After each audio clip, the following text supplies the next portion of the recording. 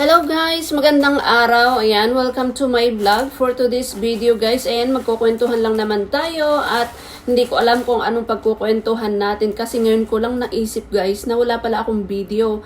So, Huwebes ngayon guys is ng oras? Alas 2 na guys, pero meron pa naman tayong oras para gumawa ng video. Kaya ayan, ang videong ito is just only a random kwentuhan guys. Kasi wala akong ma-upload na video para sa aking premiere mamaya, 'di ba? Mamayang gabi na. Ako yung taong puro rush.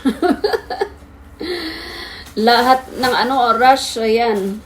Anyway, ayan, bumaba ako kanina kasi sa sa Kuntong, sa Choi Hong. So inisip ko, pagbaba ko, magbibideo ako doon. Nawala na sa isip ko kasi gusto kong bumalik agad kasi medyo mainit sa labas. So sabi ko, uwi na lang ako sa bahay kako. Pero ayun, nakalimutan ko na ngang mag-video. So ayun guys, pumunta ako ng Kuntong kasi bumili ako ng uniform ni Sophie. Ayan, ipapakita ko sa inyo guys. Ayan. Sports guys, sports uniform nila ito. Ayan. O diba, ang cute. Actually, ang lumang uniform nila is yung green. Kung makikita nyo yung ina-upload kong short video sa umaga, green ang nila, ang sports uniform nila, green at saka yung pants nila is blue. Kaya lang, nagpalit na sila ng bagong uniform, so ito na yung bago, ayan. Another, expenses. So ito naman yung short guys, ayan, ito yung short niya, blue. Parang dark blue. Pero ito is, maganda naman siya ito guys, itong t-shirt nila, di ba? Ayan. Maganda. So, dalawa yung kinuha kong t-shirt. Kasi pag minsan, na dinodumihan ni Sophie, pagbalik niya ng bahay, Diyos ko, nadudumihan. So, kailangan ko pang labhan. So, ngayon, hindi na ako maglalaba agad-agad. Kasi pag minsan, ang hirap matuyo, lalo na pagka umuulan. So, ayan, dalawa na lang ang binili kong t-shirt. So, ito kasing short, meron siyang mahaba kasi bibili sana ako ng isang short at saka isang mahaba. Kaya lang meron na siya yung mahaba. Kaya itong short na lang ang binili ko. So ayan, ito yung binili ko sa sa Choi Hong kanina doon sa Exit C. Kaya ayan, dali-dali akong umuwi. Nakalimutan ko nang mag-video. Diyos ko. Kaya nga sabi ko pag uwi ko na lang ng bahay at saka ako magbibideo.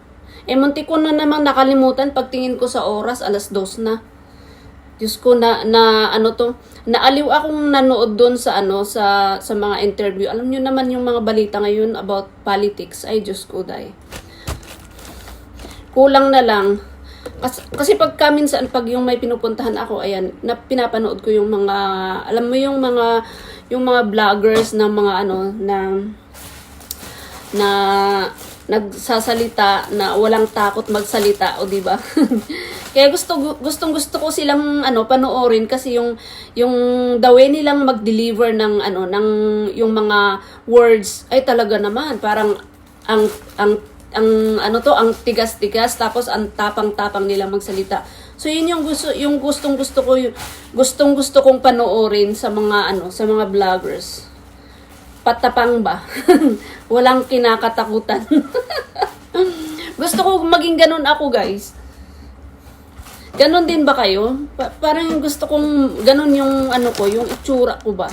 Kasi syempre, tayo nandito na tayo sa world ng social media, like here in YouTube, 'di ba? So, pag minsan, parang mas marami pang nanonood kung patapang kang nagsasalita at kung yung mga parang pag minsan pa nagsisinungaling sila kung gumagawa sila ng mga sarili nilang istorya para lang sumikat. 'Di ba? Pero ako naman, gusto ko naman yung kung may naman ako, may ikukwento ako, gusto ko yung totoo. Yung halimbawa, totoong buhay, ganyan. So, isa rin akong nanonood kay Sir Raffy Tulfo kasi yun yung gustong pinapanood kaysa sa mga drama, although addict din ako manood sa Korean drama, sa mga Chinese drama. Pagkagabi naman yon. Pero pagka ganitong araw or may pupuntahan ka, nasa bus ka, or nakikinig ka ng mga gusto ko yung, yung si Sir Rafi Tulfo.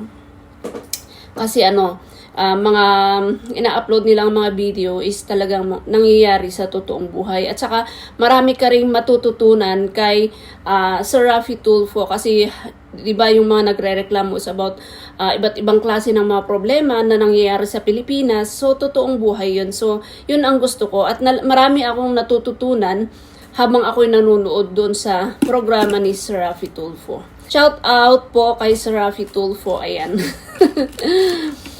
O diba? So kayo guys, sino yung mga sino yung mga pinapanood nyo? Sino yung mga iniidolo nyo? Ako napanood ko lang kanina si Banateros. Nanonood ba kayo ng video niya? Recently lang ako nanonood sa kanya pero yung dawin nilang magsalita kasi talagang basta yung marami ka rin matututunan about the kung ano yung nangyayari sa Pilipinas, lalo na ngayon. Tignan nyo, alam nyo yung nangyayari sa Pilipinas ngayon, yung nagbabangayan sila. Alam nyo, i-filean nila ng case yung isa, pa-filean naman ng kabila. O diba? Napakagulo ng natin, ng sitwasyon natin ngayon sa Pilipinas.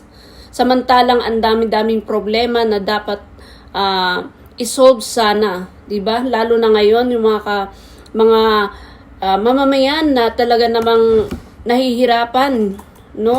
Lalo na ngayon sa pagtaas ng mga bilihin at lalo na yung pagtaas ng gasolina. So, ang hirap, guys. So, dapat yun yung mga tinatalakay nila or binibigyan nila ng solusyon kung nag-usap-usap sila doon sa Malacanang, o diba? Hindi yung case nito, case niyan, case nito. Ay, Diyos ko. Nakakadismaya sa tayong mga OFW na nakikinig sa kanila, parang nakakadismaya. Dapat ang gawin nila, yung mapapalakas naman tayo. Halimbawa, kung nanonood tayo sa kanila, dapat yung mapapalakas tayo, diba? Hindi yung problem, yung sarili-sarili na lang nilang mga interest ang kanilang pinag-uusapan. Ewan ko, sa inyo, baka okay lang sa inyo yung mga ginagawa nila. So, sa bagay, hindi naman tayo pare-pareho ng pag-iisip. Pero, alam ko, karamihan naman sa atin talagang gusto yung pagbabago, di ba? Pagbabago ng mga mamamayan sa bansa nating Pilipinas. Anyway, baka maano na tayo dito kasi bawal ang pag-usapan ang dito. Politiko. Baka mabas tayo ni Lolo. So, ayan. Diyos ko, ano pa kayang gagawin ko? 8 minutes pa itong aking video.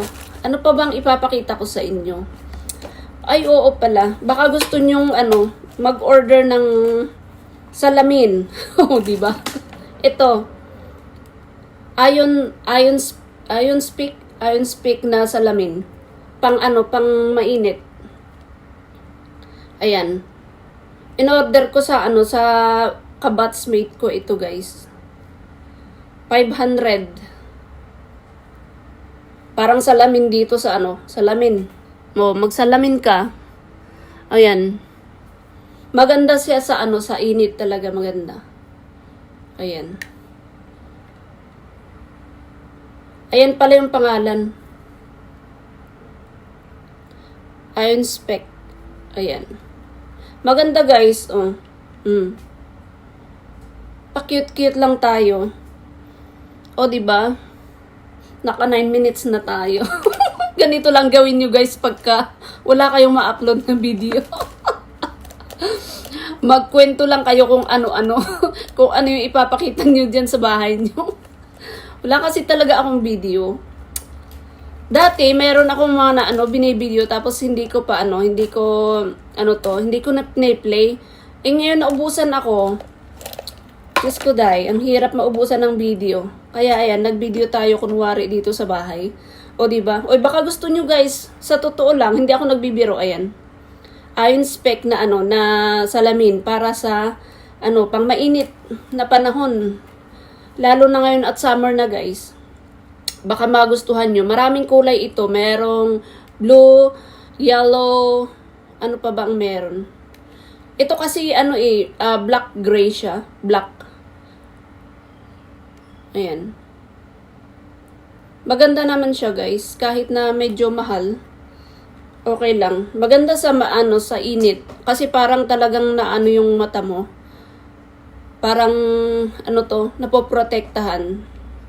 Kasi 'di ba nga sabi ko din sa sa mga dati kong video na pagka minsan pag yung nanonood ako, parang naluluha yung aking mata. Kaya bumili ako nito. Meron pa yung isang binili ko, yung hindi ko na nga ginagamit pala. Sandali. Napakita ko na rin sa sa short video ko sa sa Facebook. Ito guys, kasi dalawa yung kinuha ko. Buksan natin. Ito guys, ayan. Pang naman ito, pag halimbawa yung nanonood ako, ganyan. Pag hawak ko ang nasa ako sa harap ng computer, ayan. Ayan, 600 naman ito. Ay, ito ata ang 600, tapos ito ang 500. Ayan. Ay, oo nga pala, meron pa pala akong Diyos ko, day. Basta maganda guys, ayan, tignan nyo. Siya, clear siya, clear. I-search nyo na lang, ayan. IOUSPEC. Ayan. Ang niya, ang pangalan niya. O diba ang ganda? Ayan, 12 minutes na guys, 12 minutes na. Naka 12 minutes din tayo. Ayan, magtanong lang kayo kung gusto nyo ito guys. Kasi nandito sa Hong Kong, pwede nating i-order. Ayan. So, ayan, ko na rin ito, ina-upload ko na rin sa aking, sa aking Facebook. Alright. So, ayan. At least naka-video tayo, diba guys? Naka-video tayo. Very good. Meron na akong i-upload. I-upload ko na and then premiere ko mamaya. So, ayan guys. Maraming salamat sa panonood nyo. Ayan, ganito ang gawin nyo guys pag wala kayong ma-upload na video. Kung mag-video lang kayo sa bahay nyo at halimbawa, nagluluto kayo, ganyan. Maganda. Para hindi tayo maubusan ng video. O, di ba? Alam nyo na, guys. Okay, thank you so much sa panonood nyo, guys. Bye-bye!